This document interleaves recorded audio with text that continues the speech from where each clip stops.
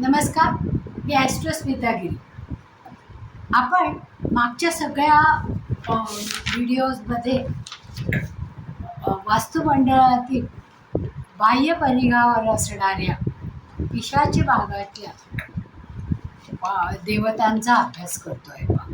आत्तापर्यंत आपण शिखीपासून सुरुवात केली, म्हणजे शिखी देवता, पर्जन्य देवता, जयंत देवता, इंद्र देवता, सूर्य देवता, सत्य देवता आणि आता त्याच्या पुढची वृष देवता. म्हणजे पूर्वेपासून जर आपण 9 भाग पाडले तर त्याच्यामधला 7वा भाग हा वृष देवतेकडे जातो आणि आग्नेयाकडून पाहिल्यास हे तिसरं पद येतं पहा. म्हणजे पूर्व आग्नेयमध्ये येणारं हे पद आहे.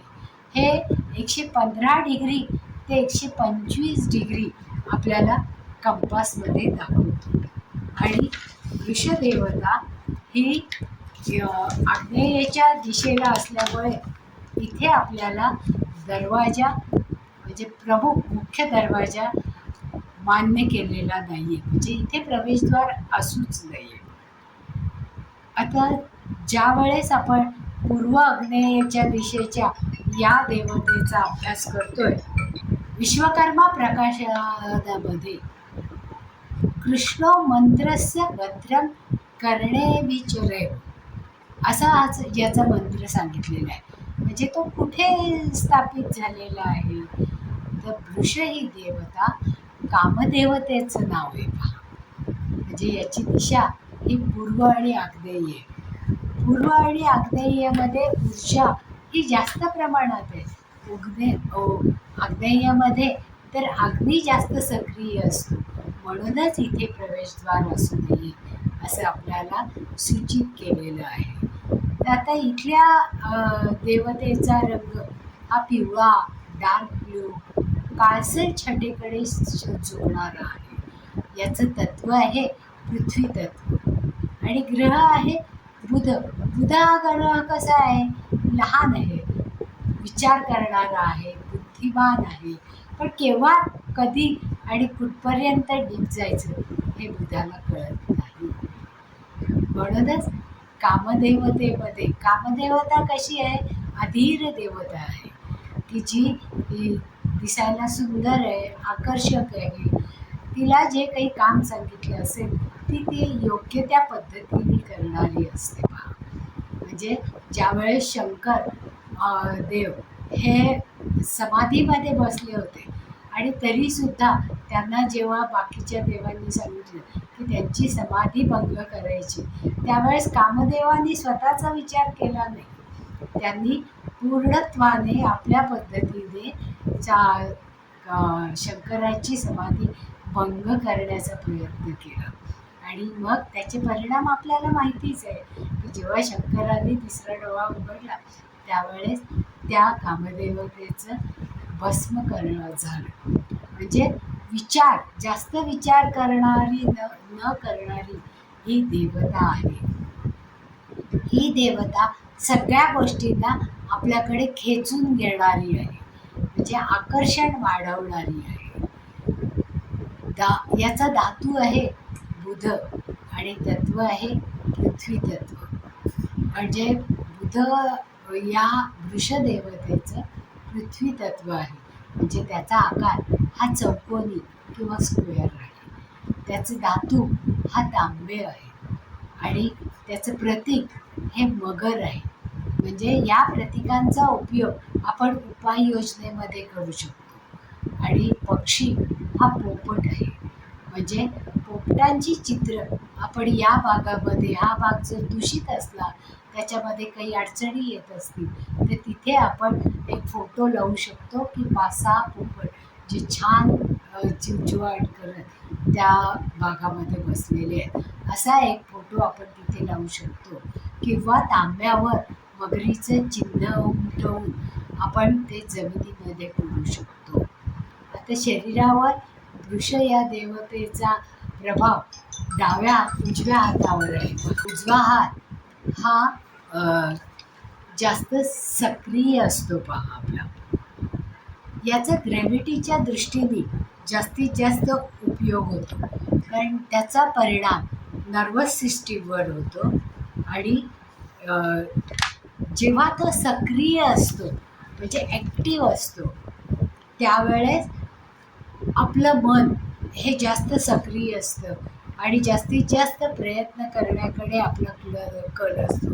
म्हणजे तेव्हा आपण प्लॅनिंग करतो, ॲनालिसिस करतो आणि व्यक्ती डीप नॉलेज किंवा डीप विचार करू शकतो. म्हणजे आपल्याला जे विश्लेषण करायचं आहे रिसर्चच्या दृष्टीने जास्तीत जास्त अभ्यास केला जातो आणि डीप विचार केला जातो. जर हे स्थान बिघडलेलं असेल म्हणजे तिथे पाणी असेल किंवा टॉयलेट असेल किंवा प्रवेशद्वार असेल तर आपण असं म्हणतो की इथे अडथळा निर्माण झालेला आहे. मग त्यावेळेस इथे असणारी व्यक्ती ही निगेटिव्ह थिंकिंग करते, तोच विचार पुन्हा पुन्हा करते आणि त्याच्यामुळे त्याच्या मनामध्ये एकच विचार असल्यामुळे कार्य करत नाही, एकाग्रता होत नाही. आणि जेव्हा एकाग्रता होत नाही तेव्हा मी कसा बरोबर आहे हे सांगण्यासाठी डॉमिनेटिंग म्हणतात किंवा आपलं कोणी ऐकत नाही हे त्यांच्या जेव्हा लक्षात येतं तेव्हा ते व्यसनाच्या अधीन होण्याची शक्यता असते आणि सतत बेचैन राहतात जेव्हा हे स्थान डिस्टर्ब झालेलं असतं. किंवा आता इथे आपण काय काय करू शकतो जेव्हा ते पॉझिटिव्ह असतं त्यावेळेस इथे आपण ॲनालिसिस करू शकतो, छान कन्सल्टिंग रूम ठेवू शकतो किंवा डेटा ॲनालिसिस करण्यासाठी, रिसर्चची कामं करण्यासाठी, गायडन्स देण्यासाठी आणि ज्यांना खूप अभ्यास करावा लागतो अशा लोकांना तिथे रिसर्च करण्यासाठी ही जागा अतिशय योग्य आहे कन्सल्टिंग देण्यासाठी. त्याचप्रमाणे एखाद्या व्यक्तीला समोर बसून त्याच्याकडनं काम करून घेण्यासाठी ही जागा अतिशय योग्य असते जेव्हा ती पॉझिटिव्ह असते त्यावेळेस. म्हणजे ॲनालिसिस रूम करू शकतो किंवा रिसर्चची रूम करू शकतो, ऑफिसची चेंबर करू शकतो. म्हणजे ज्या लोकांना खूप डीप थिंकिंग करायचं आहे किंवा लॉजिकल क्षमता ज्यांच्यामध्ये कमी आहे त्यांना जर या ठिकाणी बसून विचार करायला लावला तर ते जास्त ॲक्टिव्ह होतात आणि लॉजिकल थिंकिंग करायला शिकतात. आता या देवतेचा आवड हे चंपा आहे. चंपाचं फूल म्हणजे जे सुगंधी फूल आहे पहा, चाफा, ज्याचा वास दीर्घकाळ टिकतो आणि धातू तांब आहे तर त्याचे ते आपण जेव्हा दूषित भाग असतो त्यावेळेस तिथे पुरू शकतो. मग याचं प्रतीक मगर आहे असं आपण म्हणलं म्हणजे मगरसुद्धा तांब्यावर उठून तिथे जमिनीमध्ये पुरू शकतो. याच्यासाठी वृक्ष हा कडुलिंबाचा आहे पहा. कढीपत्ता म्हणजे जो आपण निरनिराळ्या भाज्यांमध्ये किंवा सुगंध येण्यासाठी वापरतो त्याचं झाड छोटं असतं म्हणजे कुंडीमध्ये या भागामध्ये आपण ते लावू शकतो. खूप मोठं झाड काही येत असतं, जेव्हा खूप मोठं झाड होतं त्यावेळेस आपण बाहेर ते बागेमध्ये नेऊन लावू शकतो. त्याच्यामुळे इझिली आपल्याला सकारात्मक ऊर्जा या झाडापासून मिळतं. आता इथे बसून जर आपण जप केला तर ओम श्रीं नमः असं जेव्हा जप करू तेव्हा ती जागा सिद्ध होते किंवा ही देवता कामदेवता ही सक्रिय होते. जर ती सक्रिय नसेल तर इथे जास्त काळ राहिल्यामुळे किडनीचे विकार होण्याची शक्यता असते. म्हणून ज्यावेळेस किडनीच्या संदर्भामध्ये आजार डिटेक्ट होतात त्यावेळेस आपण जर इथे त्या लोकांना जास्त काळ थांबू द्यायचं नाही किंवा इथे कढीपत्त्याच्या झाडाच्या पानाच्या खाली त्यांना जास्तीत जास्त काळ थांबवलं तर त्याचा उपयोग जास्त होतो. आता या वृषदेवतेला आपण कुठला भोग चढवू शकतो म्हणजे कुठला प्रसाद दाखवू शकतो तर तांदूळ मखाने आणि खडीसाखर किंवा डाळ आणि उडदाची डाळ, काळ्या उडदाची डाळ याचा नैवेद्य आणि तांदूळ. आपल्याकडे पहा, जेव्हा पूर्वीच्या काळी घरामध्ये जेव्हा खूप चिडचिड व्हायची त्यावेळेस सांगायचे की घरामधल्या सगळ्या कोपऱ्यामधनं नारळ उतरवा, की ज्याच्यामुळे तो नारळ आपण फिरवल्यामुळे एनर्जी ही जास्त चांगली असू शकते आणि त्याच्यामुळे ऊर्जा ही मिळू शकते. कारण ऊर्जा जेव्हा पॉझिटिव्ह असते तेव्हा ती जास्तीत जास्त एनर्जी चांगल्या कामासाठी वापरता येते. पण ऊर्जा जेव्हा निगेटिव्ह असते तेव्हा स्वतःवरचा कंट्रोल जातो, मग चिडचिड केली जाते, राग अनावर होतो आणि तो टाळण्यासाठी आपल्याला ती जागा पॉझिटिव्ह एनर्जीने वाढवावी लागते.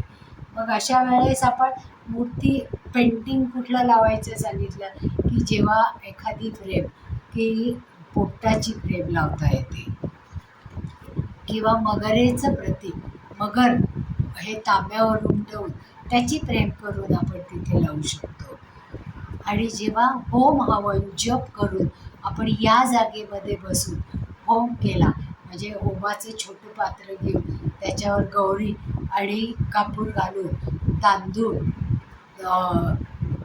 तूप, गाईचं चांगलं तूप आणि त्याचबरोबर मखाणे हे जर आपण त्याच्यामध्ये घातले, खडीसाखरेचं आवाहन केलं तर ही देवता प्रसन्न होते आणि तिथे आपल्याला जास्तीत जास्त एनर्जी मिळते. म्हणजे या देवतेला प्रसन्न केल्यामुळे आपल्याला तिथली एनर्जी ही पॉझिटिव्ह मिळते.